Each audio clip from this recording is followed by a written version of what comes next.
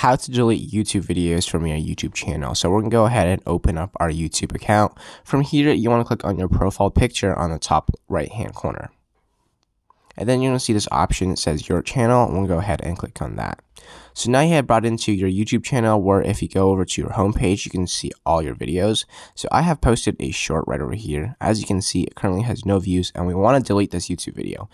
You're going to find that if you just simply click on the three dots at the top right hand corner, it's not going to bring much options. So if you want to delete it, you want to click on library at the bottom right hand corner.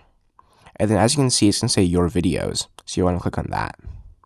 Now you have a list of every single video and every single post you have made on your YouTube channel. So then we'll go ahead and click on the three dots on the right hand side for the particular video that you want to delete. And as you can see at the very bottom, it's going to have this option that says delete. So we're going to go ahead and click on that button. And it's going to say delete this video. Of course, you can cancel it, but we're going to go ahead and delete the video just like that. Your video has been deleted from your uploads. So